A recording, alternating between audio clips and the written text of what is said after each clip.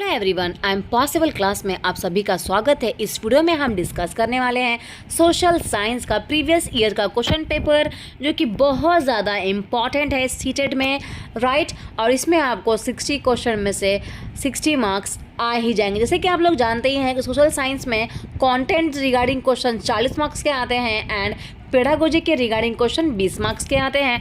तो चलिए डिस्कस करते हैं क्वेश्चन को। इससे पहले चैनल को सब्सक्राइब कर लीजिए और लाइक कमेंट शेयर भी ज़रूर कीजिएगा, ताकि आपको सारे PYQ रिगार्डिंग क्वेश्चंस मिलते रहे। इससे पहले मैंने सारे EVS के सारे PYQ सॉल्व करवाए हैं, वो जाके आप मेरे प्लेलिस्ट में देख सकते हैं। और ये जो PYQ है वो 24 दिसंबर का है। उससे पहले मैंने 20, 21, 22, 23 दिसंबर का PYQ सॉल्व करके सेंड किया हुआ है, तो आप मेरे प्लेलिस्ट में जाके देख सकते हैं। चलिए स्टार्ट करते हैं।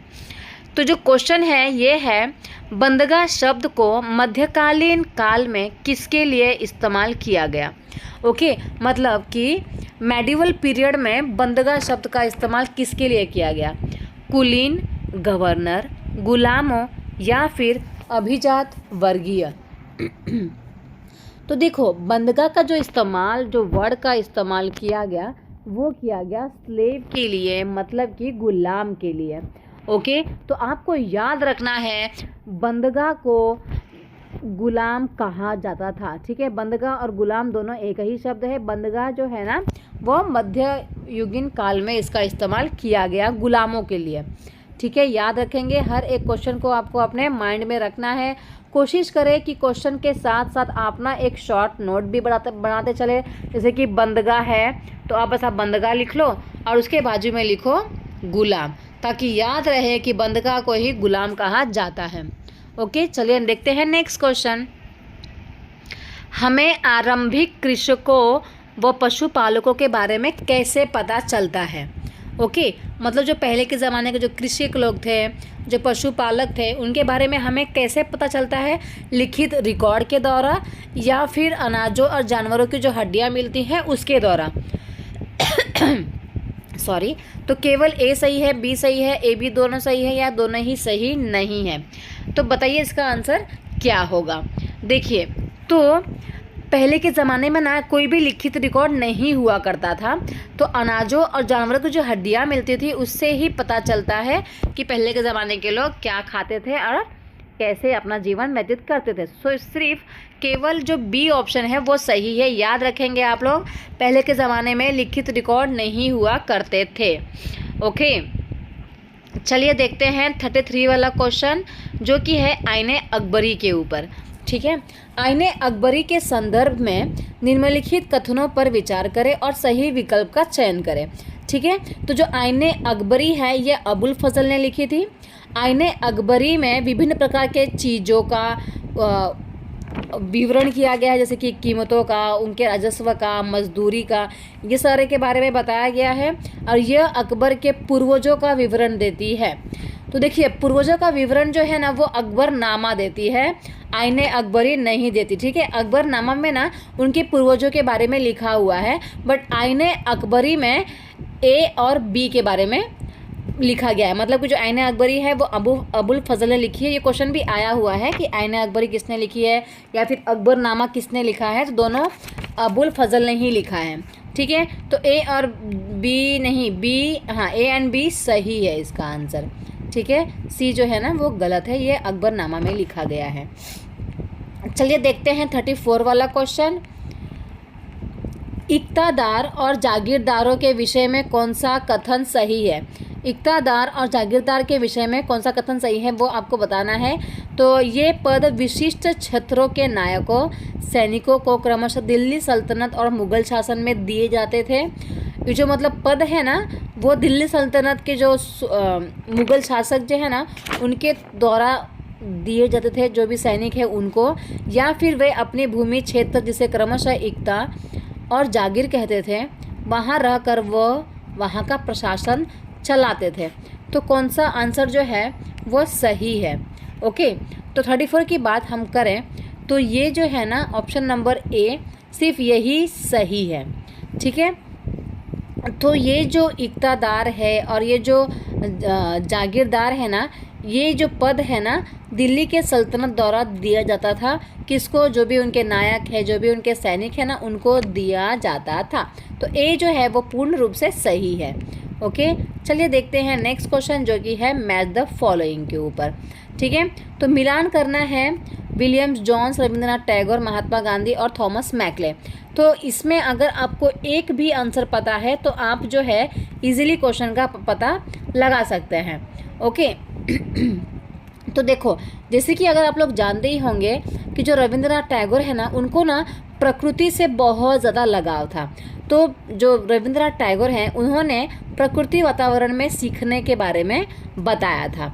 ठीक है, कि प्राकृतिक वातावरण में सीखने से ज़्यादा अच्छा असर पड़ता है। और जो महात्मा गांधी है उनके बारे में भी आपने पढ़ा ही होगा कि जो महात्मा गांधी है उन्होंने अंग्रेजी शिक्षा का क्या किया था? आलोचक किया था। क्या किया था?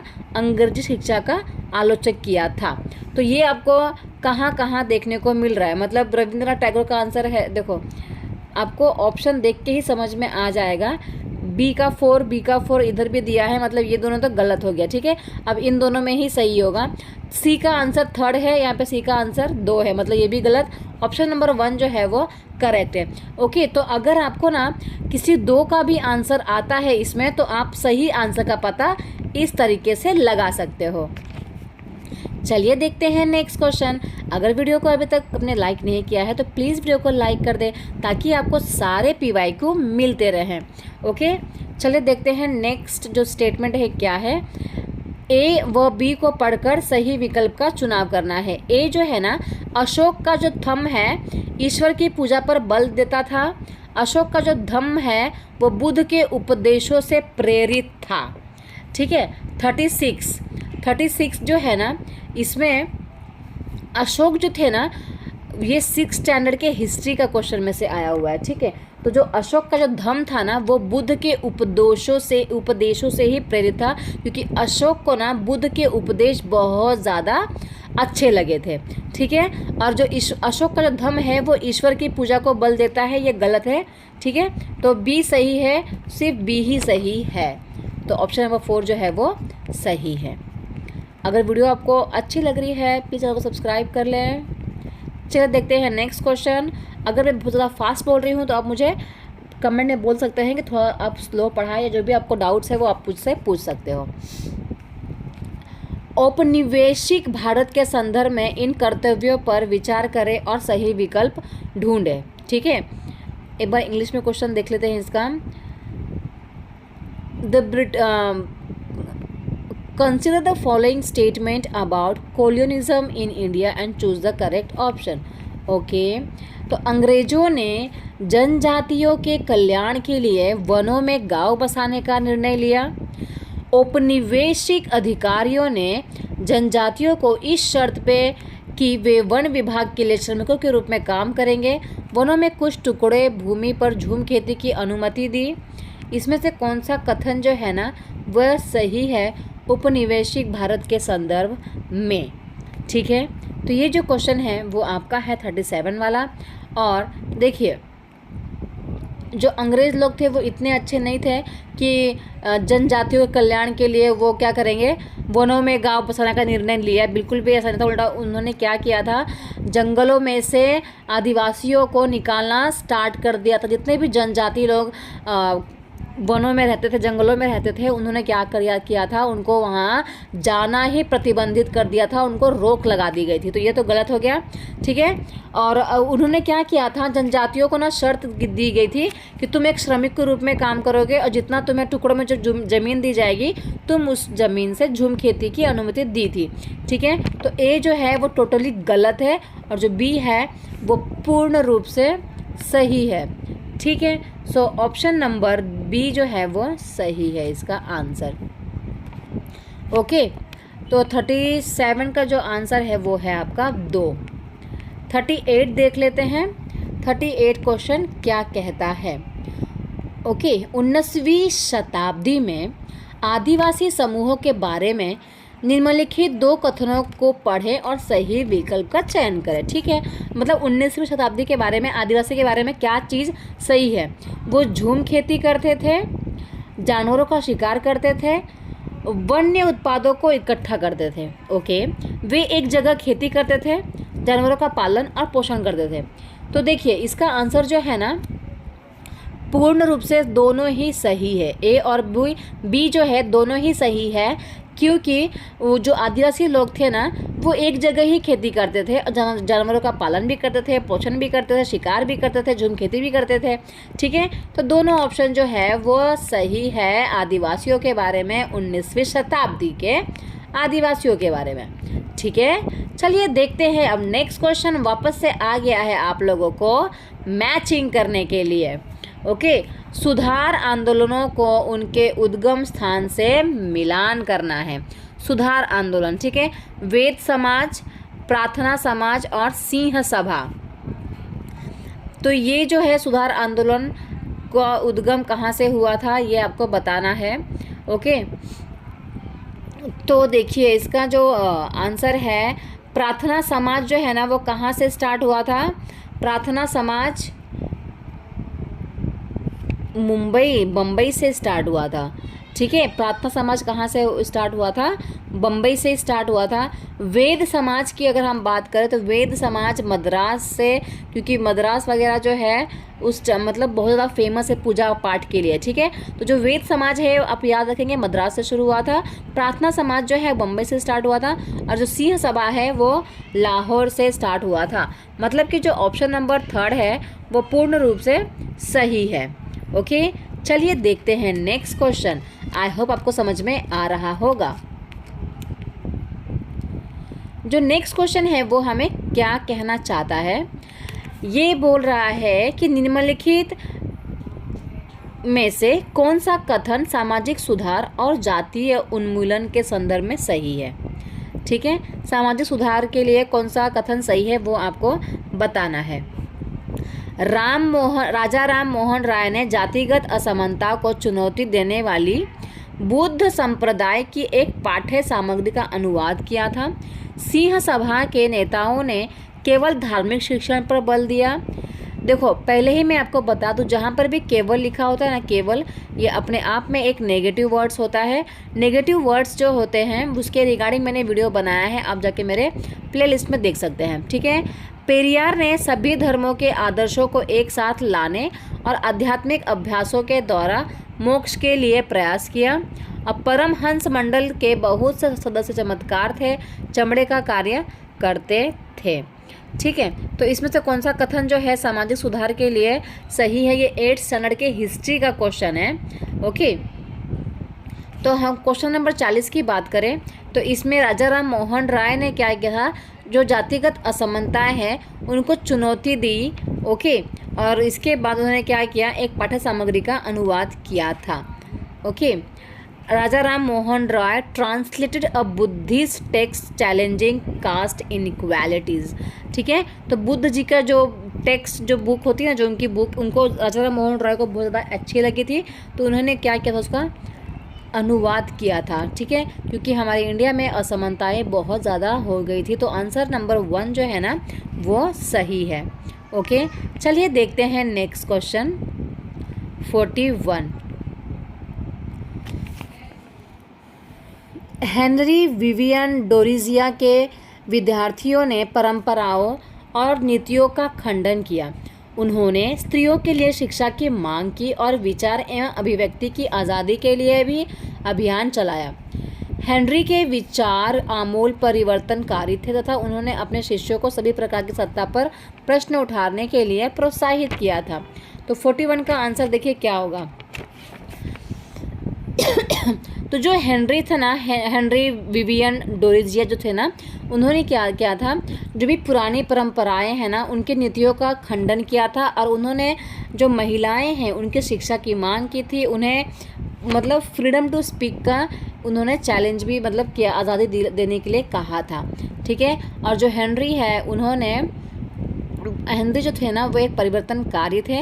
उन्होंने शिष्यों के बहुत सारे सत्ता पर क्या किया था, मतलब बच्चों को उन्होंने इतना ज़्यादा अच्छा बना दिया था, कॉन्फिडेंट बना दिया था कि हर एक चीज़ पे प्रश्न उठाने का उन्होंने बच्चों को प्रोत्साहित किया था। ठीक है, तो हेनरी जो है उनके बारे में ए और बी जो है दोनों सही है, और बी जो है वो ए की सही व्याख्या करता है। तो ये ऑप्शन नंबर 1 जो है वो सही है। चलिए देखते हैं नेक्स्ट क्वेश्चन 42 वाला। ओके, 42 क्वेश्चन जो है वो क्या है, आमूल परिवर्तनवादी नेता मध्य मार्गवादी नेताओं की आलोचना उनके आत्मनिर्भरता और रचनात्मक कार्यों पर जोर देने के कारण करते हैं। आमूल परिवर्तनवादी नेताओं का तर्क था कि लोगों को सरकार के नेक इरादे के भरोसा नहीं रहना चाहिए। आमूल परिवर्तनवादी निवेदन की राजनीति के विश्वास करते थे। ओके, सो इसका करेक्ट ऑप्शन क्या आएगा? देखिए इस मतलब जो एग्ज़ाम है ना, इसमें इस तरह के क्वेश्चंस बहुत आ रहे हैं। केवल ए सत्य है, केवल बी सत्य है, ए और बी दोनों सत्य है। इसमें ना बहुत टाइम कंज्यूमिंग है ये क्वेश्चंस इस टाइप के। ठीक है, तो 42 का जो आंसर है वो क्या होगा, केवल बी सत्य है। ठीक है, उन्होंने क्या किया था, नेताओं का तर्क था कि लोगों को सरकार के नेक इरादों के भरोसे नहीं रहना चाहिए। ये जो है वो सही आंसर है। ठीक है, चलिए देखते हैं नेक्स्ट क्वेश्चन 43 वाला। असहयोग आंदोलन के विषय में इन वक्तव्यों पर विचार करें, सही विकल्प चुनिए। तो असहयोग आंदोलन के बारे में आपको बताना है कि ये असहयोग आंदोलन क्या था। इस आंदोलन के दौरान विदेशी कपड़ों के आयात में अत्यधिक वृद्धि हुई थी, एक्सपोर्ट में वृद्धि हुई थी। इस आंदोलन के दौरान ब्रिटिश प्रदत्त उपाधियों का लौटा गया, विधानमंडलों का बहिष्कार किया गया। इस आंदोलन के दौरान विदेशी कपड़ों की होली जलाई गई। तो असहयोग आंदोलन जो है ना, ये है बी, एंड जो सी है वो सत्य है। ठीक है, उन्होंने क्या कर दिया था, असहयोग आंदोलन में क्या किया था, हम लोगों ने ब्रिटिश के हर एक चीज़ों का क्या किया था, बहिष्कार कर दिया था। और विदेशी कपड़ों को हम लोग ने क्या कर दिया था, होली जलाई गई थी उसकी। ठीक है, मतलब बी एंड सी जो है वो पूर्ण रूप से सही है। ऑप्शन नंबर 2 जो है वो सही है। चलिए देखते हैं नेक्स्ट क्वेश्चन 44 वाला। ये है सिविक्स के क्वेश्चंस।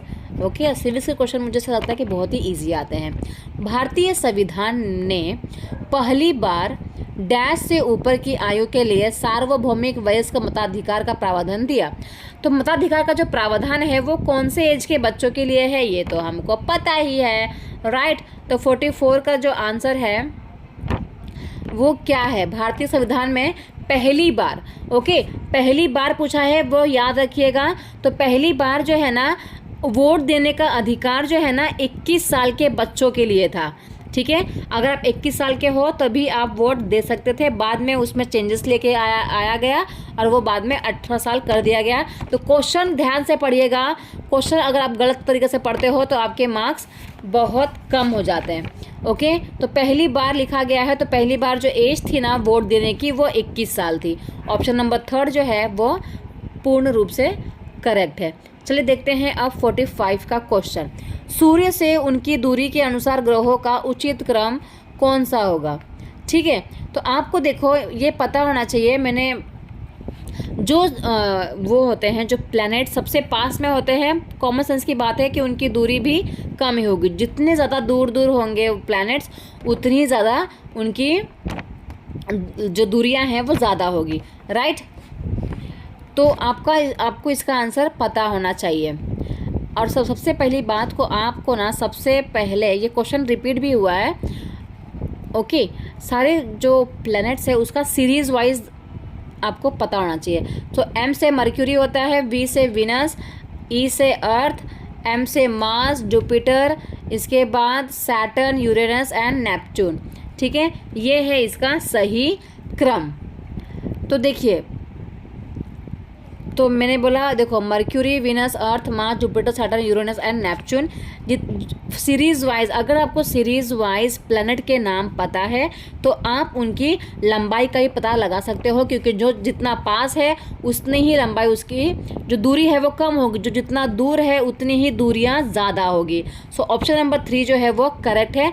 और अगर आप एम वेम के हिसाब से उसको याद कर लेते हो ना तो फिर 1 मार्क्स तो आपका कहीं नहीं गया। ठीक है, सो एम वेम जेसन याद रखिएगा। ऑप्शन नंबर 3 जो था ना वो करेक्ट था इसका। ठीक है, चलिए अब देख लेते हैं 46 वाला। बहुत ही इजी क्वेश्चन है ये कि हमारा जो भारत है ना वो किस देशांतर को भारत के लिए मानक याम्योत्तर माना गया है? मतलब कि जो भारत की जो मानक समय रेखा है ना वो क्या है, आपको वही बताना है। मतलब कि which longitude has been termed as a standard meridian of India. ठीक है, तो इंडिया का स्टैंडर्ड मेरिडियन क्या है आपको पता ही होगा, 82.5 डिग्री। मतलब कि 82 एंड 30 डिग्री पूरब में है या पश्चिम में है, ये भी आपको पता होना चाहिए। तो पश्चिम में हमारा नहीं है इंडिया, पूरब में है। ठीक है, तो थर्ड ऑप्शन जो है इसमें सही है। ओके, 46 का आंसर क्या आएगा? 46 का आंसर है, सॉरी, ईस्ट, पूरब है ना, पूरब में ना, मतलब कि ये आएगा, सॉरी, ये मैंने पश्चिम सुन लिया, ये पश्चिम, पूरब में है हमारा इंडिया। ठीक है, कहाँ पर है? पूरब में, मतलब कि ईस्ट में है, तो पू से पूरब हो जाएगा, प से पश्चिम हो जाएगा। ठीक है, तो ऑप्शन नंबर 4 जो है वो सही है। गलत मैं आपको बता रही थी, माफ़ कीजिएगा, प और पू में कन्फ्यूजन हो गया। चलिए देखते हैं अब 47 क्वेश्चन। जोड़ों पर विचार करें।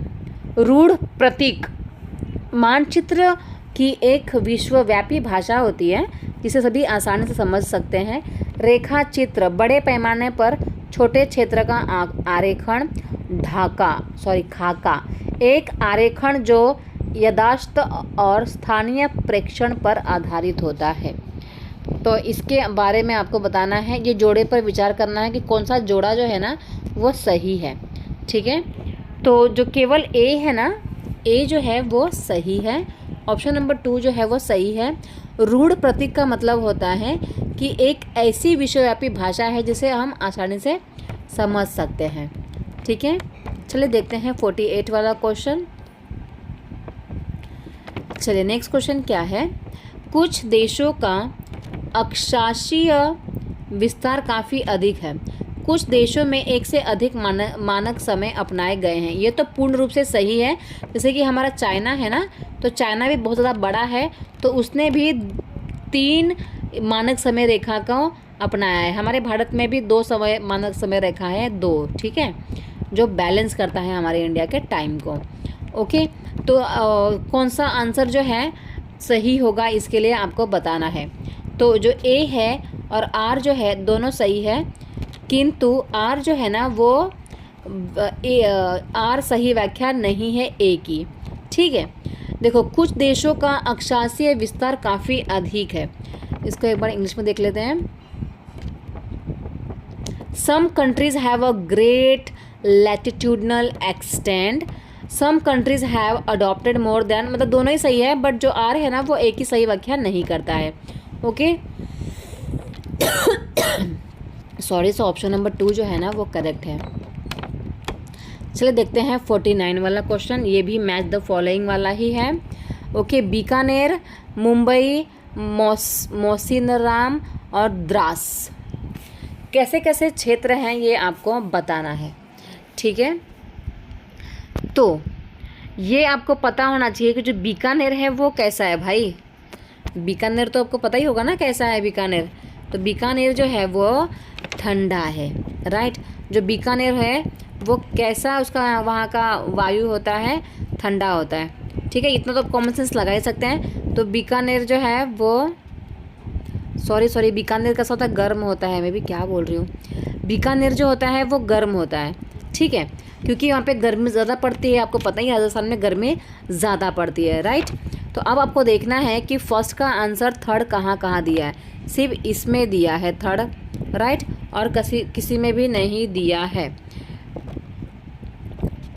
तो सिर्फ सेकंड वाले में ही थर्ड दिया है ना, और किसी में भी नहीं दिया है, मतलब यही आंसर आपका सही हो जाएगा। बीकानेर में गर्म है। मुंबई जो है ना वहाँ का जो वेदर है वो आर्द्र है।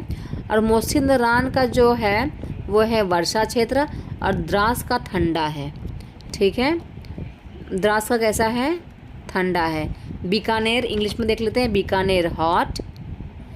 मुंबई कैसा होता है, ह्यूमिड होता है, क्योंकि जो भी कोस्टल एरिया के आजू बाजू का जो होगा क्लाइमेट वो ह्यूमिड होगा। ठीक है, इसके बाद है मौसराम, ये होता है हमारा रेनी। और द्रास जो होता है वो होता है हमारा कोल्ड। सो ऑप्शन नंबर 2 जो है वो सही है। चलिए देखते हैं नेक्स्ट क्वेश्चन 50 वाला। Which part of India has almost all varieties of vegetations which we can see while moving from the equator to the pole region. तो ऐसा कौन सा प्लेस है जहाँ पर सारे वेराइटीज़ के आपको क्या मिलेंगे, वनस्पतियाँ मिलेंगी। अब भूमध्य रेखा से ध्रुव की तरफ जाने पर आपको सारी तरीके की वनस्पतियाँ मिलेंगी, वो बताना है आपको कौन सा प्लेस है। ठीक है, तो इसका जो देखिए पश्चिमी घाट या पूर्वी घाट या डेल्टा क्षेत्र या फिर हिमालय। तो आप इक्वेटर से जब भूमध्य रेखा से आप ध्रुव की तरफ जाओगी ना, तो आप कहाँ पहुँचोगी, हिमालय की तरफ। तो हिमालय में ही आपको सभी प्रकार की वनस्पतियाँ पाई जाती है। ठीक है, तो ऑप्शन नंबर 4 जो है ना वो सही है। याद रखिएगा, आप इक्वेटर से पोल की तरफ जा रही हैं तो सभी प्रकार की वनस्पतियाँ आपको हिमालय में देखने को मिलेगी। ओके, चलिए देखते हैं 51 वाला क्वेश्चन। ये भी है मैच द फॉलोइंग। आप याद रखिए कि जो मैच द फॉलोइंग है वो बहुत बार पूछे जा रहे हैं एग्ज़ाम में। ओके, तो ये है अपक्षय, अपरदन, विसर्प और तटबंध। ओके, ये है आपका 51 वाला क्वेश्चन। तो अपक्षय का मतलब क्या आता है, शैलों का टूटना। अब क्या होता है वो आपको बताना है। भू दृश्य पर होने वाला क्षय। बताइए जल्दी से 51 का आंसर क्या होगा। ठीक है, तो देखिए अपक्षय का मतलब क्या होता है, एक बार मैं इसको इंग्लिश में वेदरिंग। वेदरिंग का मतलब क्या होता है, ब्रेकिंग ऑफ द रॉक्स। ठीक है, ब्रेकिंग, जब भी हवा चलती है जोर जोर से तो जो पत्थर होते हैं वो टूट जाते हैं। तो breaking up of the rocks. तो आप ये देखिए कि फर्स्ट में दो आंसर कहाँ पर है, यहाँ पर है सेकंड वाले में और फोर्थ वाले में। ठीक है, इसके बाद ये जो है ना 7th स्टैंडर्ड की ज्योग्राफी का क्वेश्चन है, तो आपको पता होना चाहिए। ओके, इसके बाद जो है ना क्या दिया है, इरोजन। इरोजन का मतलब क्या होता है वो आपको पता होना चाहिए। ब्रेकिंग ऑफ द रॉक्स है, या the raised bank of rivers, या फिर large bends formed by rivers. देखो लार्ज बैंड जो है ना फॉर्म्ड बाय रिवर्स, मतलब थर्ड का आंसर सी का आएगा फोर्थ। तो सी का फोर्थ इसमें दिया है और इसमें नहीं दिया है, मीन्स ऑप्शन नंबर 2 जो है वह पूर्ण रूप से सही है। ठीक है, वेदरिंग का क्या आएगा आपका, पहले ही मैंने आपको बताया था, breaking up of the rocks. अब मेंडर्स का मतलब होता है जो सब बैंड होती है ना, जो रिवर्स बैंड होती है उसे बोलते हैं मेंडर्स। ठीक है, ये दो तो आपको समझ में आ ही गया। इसके बाद इरोजन का मतलब क्या होता है, इरोजन का मतलब है wearing away of the landscape. जो लैंड है ना उसको उड़ा के कहीं और लेके जाना। हाँ, इरोजन का मतलब यही होता है। एंड लीवीज का मतलब होता है the raised bank of the rivers. तो ये था 7th स्टैंडर्ड के ज्योग्राफी का, आपको पता होना चाहिए और आपको तुरंत याद भी कर लेना चाहिए। ठीक है, इस हर से आप याद कर लीजिए कि मेंडर्स का मतलब क्या होता है, जो बैंड लिया जाता है, जो रिवर ऐसे टर्न होती है ना, तो ये जो बैंड है ना, बैंड, इसे ही क्या कहा जाता है, मेंडर्स कहा जाता है। ओके, चलिए देखते हैं नेक्स्ट क्वेश्चन जो कि है 52 वाला। नीचे दिए गए ए और बी में से विशेषताओं के आधार पर वायुमंडल की परत को पहचानना है। और ये क्वेश्चन वापस से देखो पहले भी आया था और वापस से पूछा गया है। ये है ionosphere is a part of this layer. Ionosphere जो है ना इसका पार्ट है और this layer help in radio transmission, और इसमें रेडियो ट्रांसमिशन भी पाया जाता है। तो ट्रोपोस्फीयर, जो ट्रोपोस्फीयर है ये आपका फर्स्ट क्या है, ये फर्स्ट लेयर है एटमॉस्फेयर का। स्ट्रेटोस्फीयर सेकंड है, इसके बाद है mesosphere third and thermosphere fourth. ठीक है, तो कहाँ पाया जाएगा, जो आयनोस्फीयर है ना वो लेयर का ऑलरेडी पार्ट है और उसमें रेडियो ट्रांसमिशन पाया जाता है। मतलब कि इसका आंसर आएगा आपका थर्मोस्फीयर। थर्मोस्फीयर जो है ना यहाँ पे क्या पाए जाते हैं, थर्मोस्फीयर में ही आपका पाया जाता है रेडियो ट्रांसमिशन। ओके, चलिए देखते हैं नेक्स्ट क्वेश्चन। ऑप्शन नंबर 4 जो है इसमें पूर्ण रूप से ये सही है।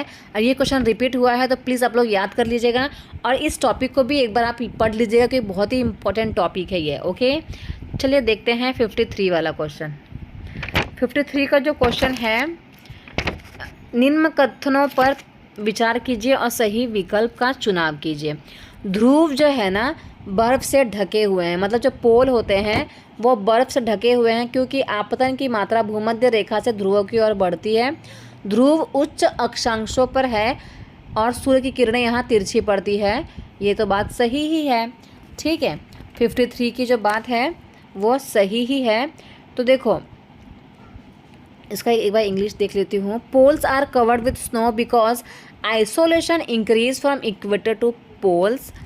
ओके, तो देखो जो ए है ना ये गलत है एंड जो बी है ना वो सही है, क्योंकि जो ध्रुव है ना वो पूरा एकदम पोल्स पे है, जिसके वजह से यहाँ पे सूर्य की किरणें जो है तिरछी पड़ती है।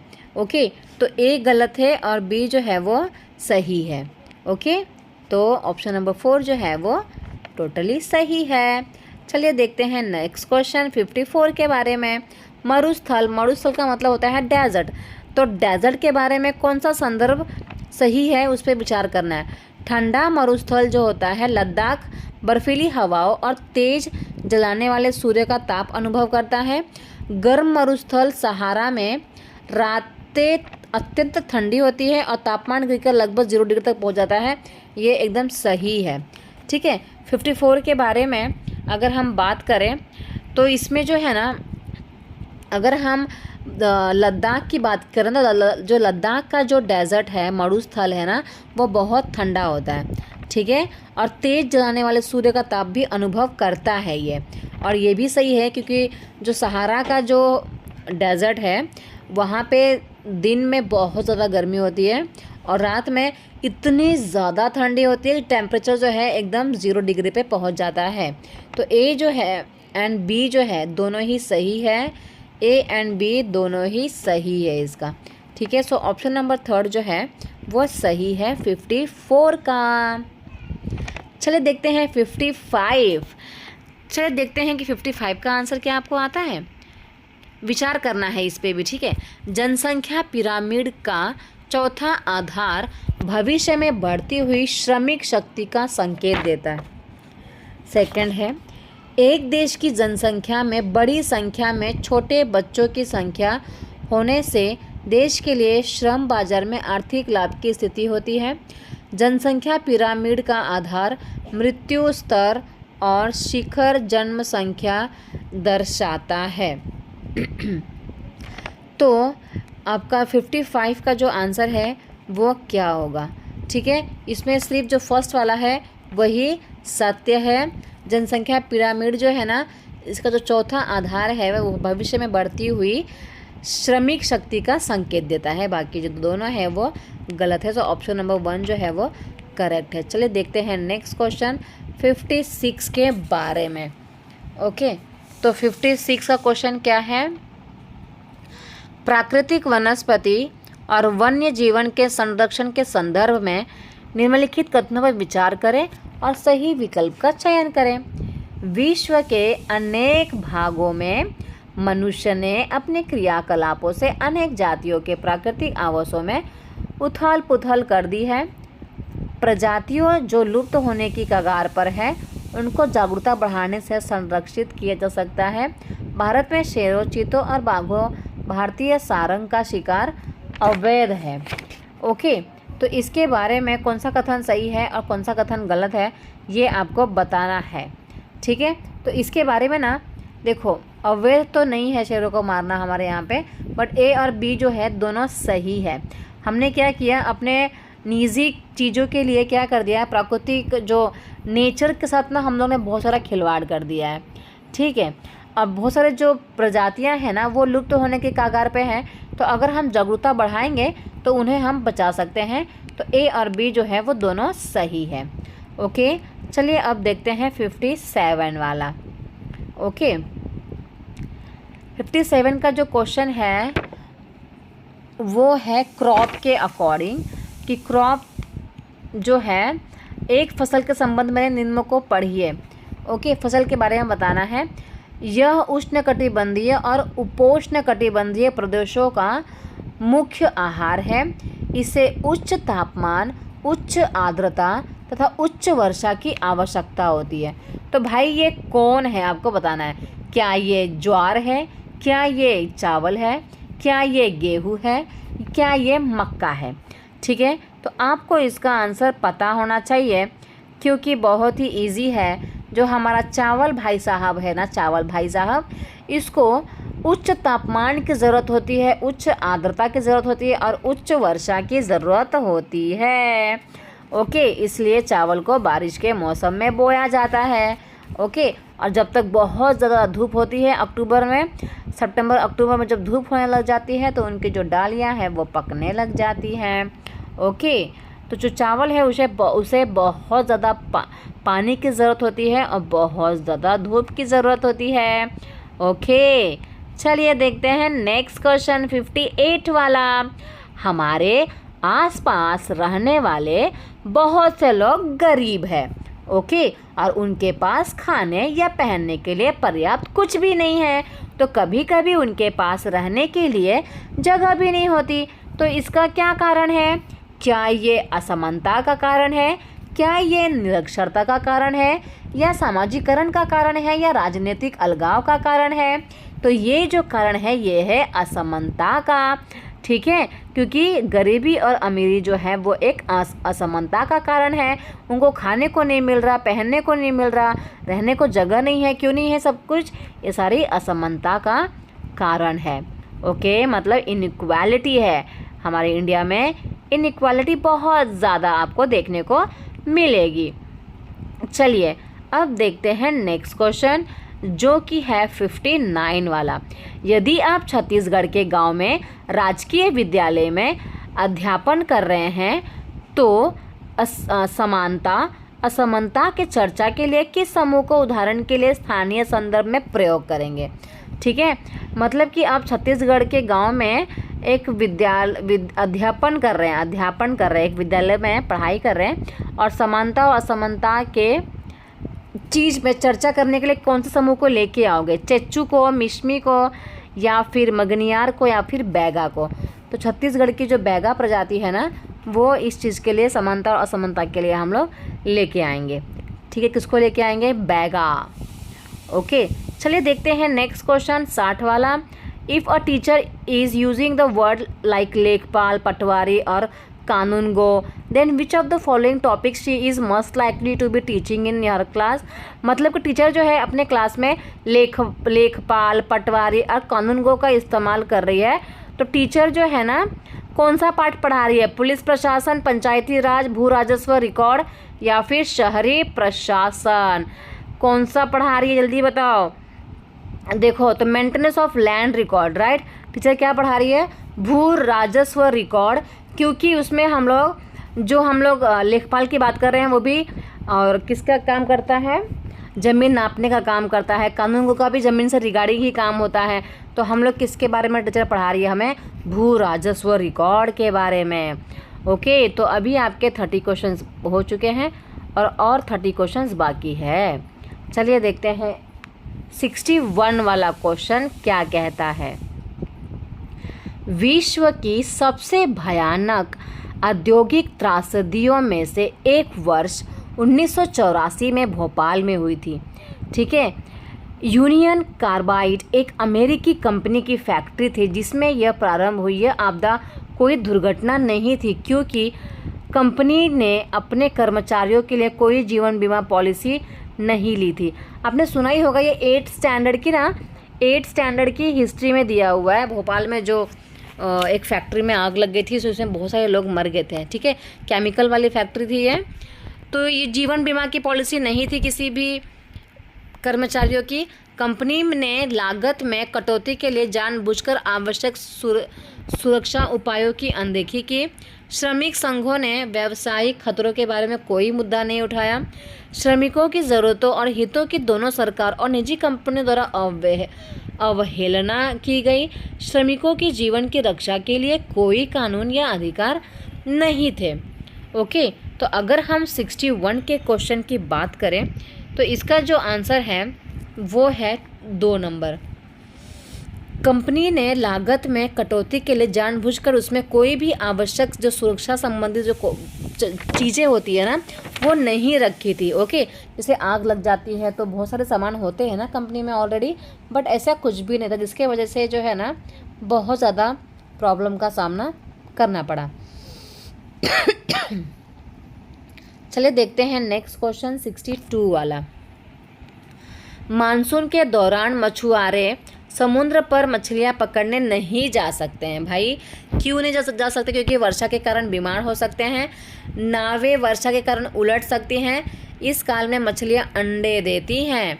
तो कौन सा सही है बताइए? 62 का अगर हम बात करें तो केवल सी जो है ना वो सही है। इस काल में क्या होता है? 62 की बात करें तो सी जो है वो सही है, मतलब कि हाँ, थर्ड ऑप्शन जो है वो सही है। इस काल में क्या करती हैं मछलियाँ जो है ना अंडे देती है। ठीक है, इसलिए जो मछुआरे हैं उन्हें मानसून के दौरान समुद्र में मछलियाँ पकड़ने नहीं जाना चाहिए। ओके, चलिए देखते हैं नेक्स्ट क्वेश्चन 63 वाला। ए और बी को पढ़कर सही विकल्प का चयन कीजिए। कृषि मजदूर काम की तलाश में शहरों में प्रवासन करते हैं, या फिर कृषि और कारखानों का काम अल्पकालिक होने के कारण कृषि मजदूरी और अल्पकालिक कारखानों में काम करना सरल हो जाता है। इसका आपको बताना है। ओके, कौन सा आंसर सही है? Agricultural labourers migrate to cities in search of work. The seasonal nature of both agricultural and factory work make it convenient for people to be engaged as both agricultural laborers and casual workers। ठीक है, तो ये जो 63 का जो answer है वो क्या होगा? क्या आप जानते हैं? ए जो है ना वो सही है, बट जो बी है वो सही नहीं है। ठीक है, क्योंकि जो कृषि है ना वो क्या करता है? काम की तलाश में शहर में जाता है, क्योंकि जो कृषि का काम होता है वो सीजनल होता है। बेचारा 6 महीना बैठ के ही खाना खाना पड़ता है उसे। ओके, तो ए सही है और आर जो है वो गलत है। ओके, चलिए देखते हैं नेक्स्ट क्वेश्चन 64 वाला। लोकतंत्र और अधिकारों के बीच अंतः संबंध के बारे में कौन सा कथन अधिक मान्य है? ओके, लोकतंत्र और अधिकार के बारे में आपको बताना है क्या अंत संबंध है। प्रत्येक लोकतांत्रिक देश अपनी सेना को अधिकार देता है। प्रत्येक देश जो अपने नागरिकों को अधिकार देता है वो लोकतंत्र है। प्रत्येक व्यक्ति को अधिकार दिए जाते हैं लेकिन अनिवार्य रूप से नहीं। प्रत्येक देश जो लोकतंत्र है अपने नागरिकों को अधिकार देता है। तो 64 का आंसर क्या है? फोर्थ वाला। ठीक है, सिर्फ सेना को अधिकार थोड़ी है यार, अगर लोकतांत्रिक देश है तो सबको अधिकार है, राइट? तो ये पहले ही गलत हो गया, राइट? प्रत्येक देश जो अपने नागरिकों को अधिकार देता है वो लोकतंत्र है। ऐसा ज़रूरी भी नहीं कि वो लोकतंत्र ही है।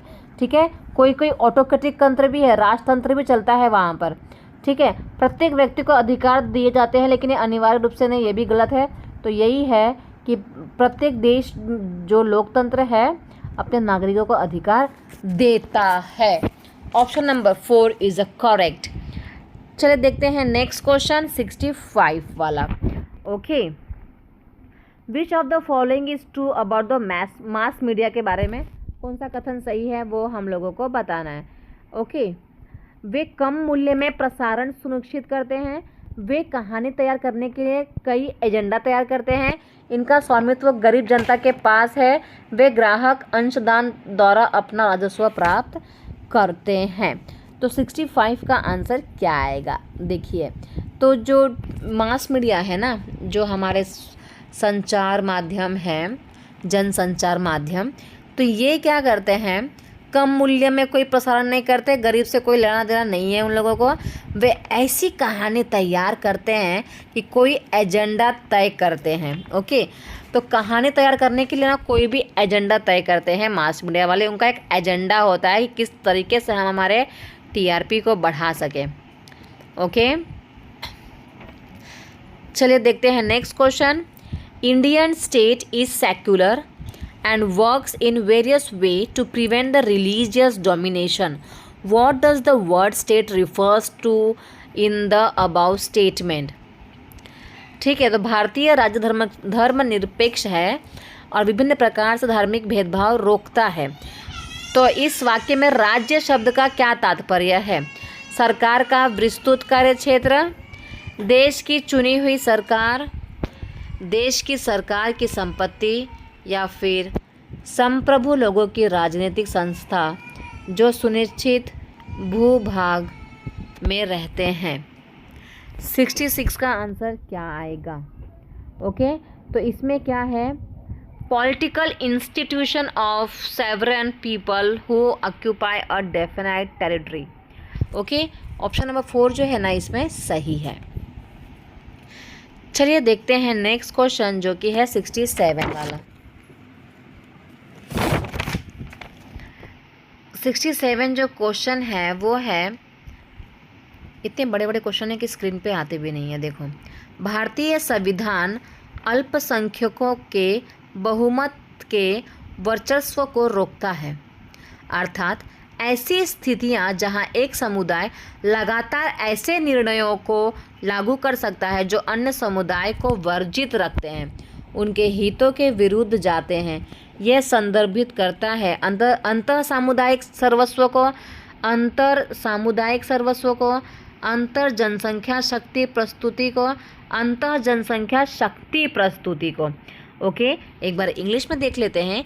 Indian constitution presents dominations by the majority of the minority, situation where a community can enforce decisions continuously that exclude other communities and go against the interests. This refers to intra-community domination या inter-community domination, inter-population power presentation या intra-population power presentation। 67 का answer क्या आएगा? यह है inter-community domination, जिसमें क्या करते हैं, जो मेजॉरिटी वाले जो लोग हैं वो माइनॉरिटी वाले लोगों को डोमिनेंस करते हैं। ओके, तो आंसर क्या है? अंतर सामुदायिक वर्चस्व की। चलिए देखते हैं नेक्स्ट क्वेश्चन 68 वाला। अध्यापिका छात्रों से ऐसा उदाहरण पूछती है जहां सर्वोच्च न्यायालय ने 2 राज्यों के बीच के झगड़े का निपटान किया हो। ओके, निम्न में से कौन सा उदाहरण सही है? जीएसटी फंड का 2 राज्यों में बंटवारे से संबंधित झगड़ा, संरक्षित क्षेत्र में रेल मार्ग के निर्माण से संबंधित झगड़ा। देखो, क्योंकि ना अगर हम लोग ना अगर एक नदी एक स्टेट से दूसरे स्टेट में जा रही है ना, तो भी यहाँ पे झगड़ा हो जाता है कि हम हमारा पानी आपको नहीं देंगे। ठीक है, देखो यहाँ पे लिखा है नदी जल के बंटवारे से संबंधित झगड़ा, क्योंकि जो हमारा कर्नाटका है और तमिलनाडु के बीच में कावेरी नदी के लिए झगड़ा होता रहता है, भगोड़ों की संपत्ति के संबंध में झगड़ा। ओके, तो 68 की बात अगर हम बात करें तो स्टेट जो हमारा सुप्रीम कोर्ट है ना, वहाँ पे 2 राज्यों के बीच में झगड़ा निपटाने का केस हुआ था। ठीक है, तो ये नदी जल के बंटवारे से संबंधित झगड़ा है जो कि कर्नाटका एंड तमिलनाडु के बीच में हुआ था, कावेरी नदी को लेकर। कौन सी नदी को लेकर? कावेरी नदी को लेकर, जो कर्नाटका वाले बोल रहे थे कि हम तमिलनाडु को पानी नहीं देंगे। ठीक है, चलिए देखते हैं नेक्स्ट क्वेश्चन जो कि है 69 वाला। विद्यालय में मिड डे मील बांटने के दौरान दलित समुदाय से संबंधित विद्यार्थियों के समूह को अलग बैठने के लिए कहा गया, या यह उनके मौलिक अधिकारों का हनन है? ऑफकोर्स है। वो न्याय प्राप्त करने के लिए क्या कर सकते हैं, उन्हें क्या करना चाहिए न्याय के लिए? ठीक है, वे इस कार्य के विरुद्ध ही विद्यालय प्रशासन को शिकायत कर सकते हैं। वे एससी तथा एसटी के लिए गठित राष्ट्रीय समिति के अध्यक्ष को शिकायत लिख सकते हैं। वे विद्यालय प्रशासन के खिलाफ कोर्ट जाकर केस दाखिल कर सकते हैं। ओके, तो ये जो 69 क्वेश्चन है, 69 का आंसर क्या है?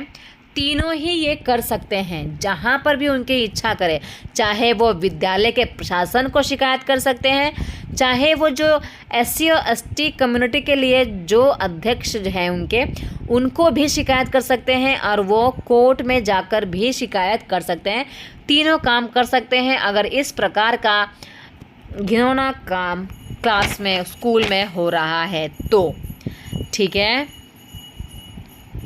नेक्स्ट क्वेश्चन है 70 वाला, which of the following is an appropriate way to counter marginalisation of tribals. Okay, जनजातियों के हाशियाकरण से निपटने के लिए कौन सा तरीका उचित है? जनजातियों को अन्य स्थानिक आकर्षक रूप में चित्रित करना, जनजातीय इतिहास प्रस्तुत करना, जनजातियों को आंदोलित दर्शित करना, या फिर उनके लिए नृत्य प्रदर्शन का आयोजन करना। ओके, तो ये जो है 70 वाला क्वेश्चन, इसका आंसर क्या है आपका? जनजातीय इतिहास प्रस्तुत करना। ठीक है, अगर हमें जनजातियों का जो हाशियाकरण हो रहा है उससे निपटने के लिए हमें उनका इतिहास प्रस्तुत करना चाहिए। ओके, चलिए देखते हैं नेक्स्ट क्वेश्चन 71 वाला। Okay, social constructivism in social science teaching focuses on. सामाजिक विज्ञान शिक्षण में सामाजिक रचनावाद बल देता है किस चीज़ पे? एग्ज़ाम ओरिएंटेशन लर्निंग बिल्कुल भी नहीं, एग्ज़ाम में बिल्कुल फोकस नहीं करना होता है। Information oriented learning, experimental learning या पैसिव लर्निंग, ये बिल्कुल तीनों गलत है। एक्सपेरिमेंटल लर्निंग जो है ये है कंस्ट्रक्टिविज्म। ओके, तो प्रयोगात्मक अधिगम, ये जो है क्वेश्चन नंबर 3 जो है सही है। ओके, चलिए देखते हैं 72 वाला क्वेश्चन। 72 क्वेश्चन देखते हैं, ये हम कहाँ आ गए? ये कहाँ आ गए हम तेरे साथ साथ चल के। चलिए 77 पे थे ना हम लोग, या 77,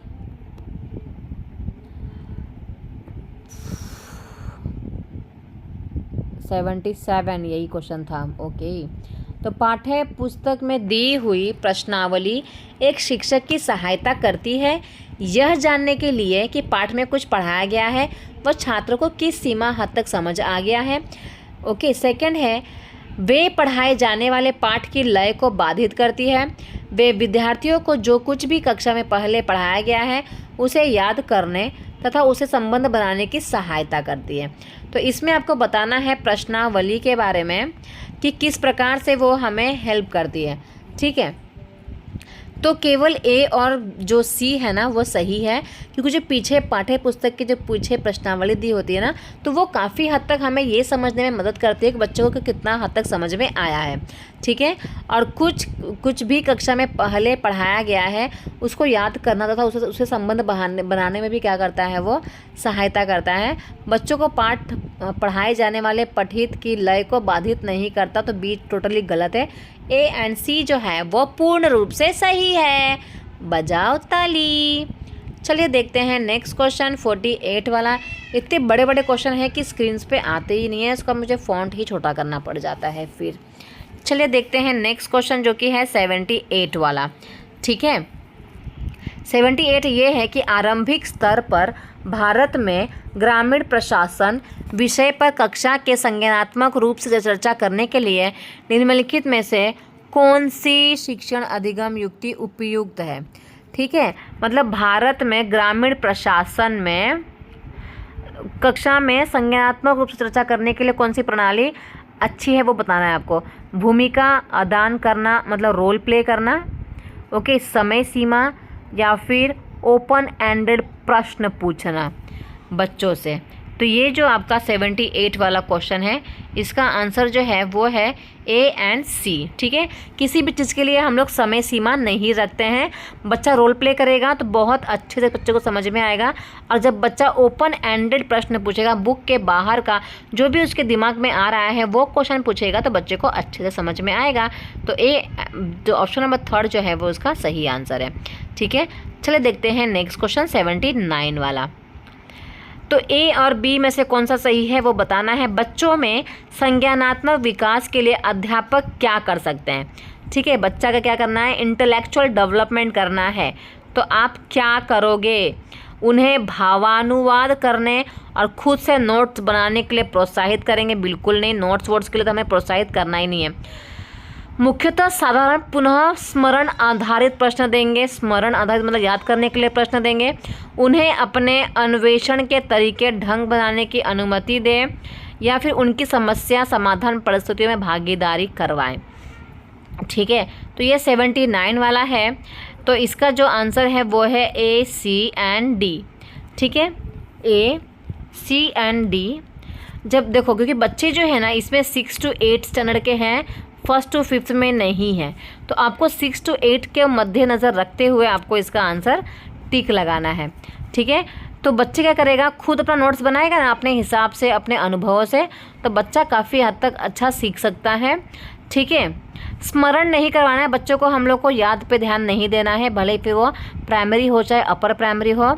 ओके, उन्हें अपने अन्वेषण के तरीके ढंग बनाने की अनुमति दें और समस्या समाधान, अगर बच्चा कोई समस्या का समाधान कर रहा है तो उसमें भागीदारी हमको करवाना चाहिए। तो ACD जो है ना वो सही आंसर है। ठीक है, चलिए देखते हैं अब 80 वाला क्वेश्चन किस तरह इशारा करता है। While working with a news clipping related to an historical event, a social science teacher should focus on which of the following to promote critical thinking। ठीक है, तो न्यूज़ क्लिपिंग के रिगार्डिंग अगर हिस्टोरिकल इवेंट कहीं पे हो रहा है तो आप सोशल साइंस के टीचर हैं, तो बच्चों के अंदर कैसे क्रिटिकल थिंकिंग को आप डेवलप करेंगे। Assessing the point of view of authors and the sources. चलिए हिंदी में देख लेते हैं। एक ऐतिहासिक घटना की समाचार क्लिपिंग है। ओके, तो इससे आपको क्या करना है, बच्चों का संज्ञानात्मक विकास करवाना है। तो कैसे करेगा, लेखक के दृष्टिकोण और स्रोत का आकलन करके घटना के घटित होने के प्रसंग में तर्क प्रस्तुत करना, तर्कों की सत्यता को प्रमाणित करना या फिर मुख्य बिंदुओं का सारांश बनाकर प्रस्तुत करना। ओके, तो ये जो है 80 का जो आंसर है वो है A, B and C। ठीक है, A, B and C।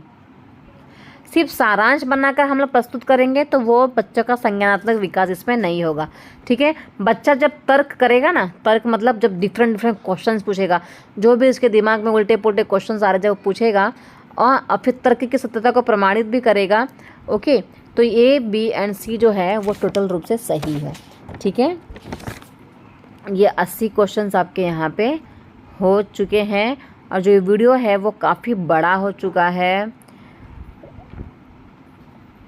तो एक काम करते हैं कि ये जो क्वेश्चंस है 10 क्वेश्चंस हम लोग नेक्स्ट क्लास में करेंगे। ओके, तब तक के लिए बने रहे आई एम पॉसिबल क्लास में। वीडियो अच्छी लगी है प्लीज़ चैनल को सब्सक्राइब कर ले, लाइक कमेंट शेयर ज़रूर करें, अपने फ्रेंड्स को भी शेयर करें। ओके, थैंक यू एवरीवन अंत तक वीडियो देखने के लिए। मिलते हैं नेक्स्ट वीडियो में। Bye bye everyone, take care.